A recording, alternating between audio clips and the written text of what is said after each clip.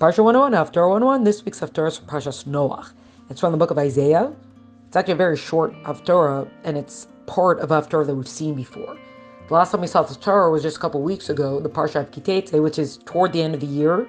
So in a way, this kind of bookends the year because it's one of the Haftarahs of consolation. So we end the year off with it, leading up to Rosh Hashanah, and then now starting the new year, we're seeing it again.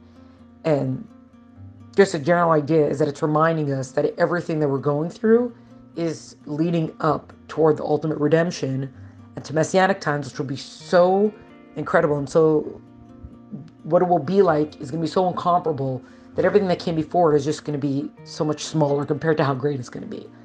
So this is part of the consolation that everything we've been through, we are getting toward Mashiach times, which should be now already, Kenyan Retzah. So of course, Parshas Noach is about the flood. This is the main feature of the Parsha. The general idea is the flood cleansed the world from the word that the Torah uses is Hamas. The world was full of Hamas, or Hamas, whatever. So the world was filled with that, and the flood cleanses it. And the Haftarah is kind of a little bit in similar fashion. The exile cleanses us and prepares us for the new world, which is Messianic times that will be. And in it, the city of Jerusalem, Yerushalayim, is compared to a barren woman. Your children have left her.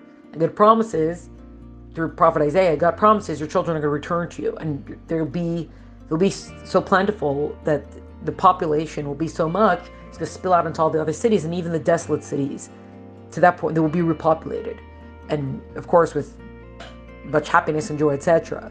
So you seem to have been like a rejected woman and this barren woman, but you'll be returned and you're going to be elevated, etc. And there's more explanation that could be said, but the verses are pretty poignant, especially for now. There's 10 verses in the whole Haftarah, but you have, if anyone will be following along eventually, you have verse 7, 8, 10, etc. It says, "For a brief moment I forsook you, but with great compassion will I gather you in. With a little wrath for a moment I hid my face from you, but with everlasting kindness I will have compassion on you," says God your Redeemer.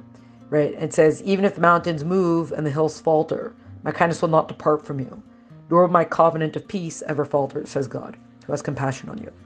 Right? It's the oath that God took after the flood. The oath that he said to Noach was that never again will I allow my wrath to destroy the earth. And there's going to be this covenant between us now. And here it's being reasserted in this Haftarah. And of course we hope and pray that it seems perhaps that God's face was hidden from us, and as he promised here, God should bestow his countenance upon us again, and with everlasting kindness, and gather us in, and again, bring Mashiach now.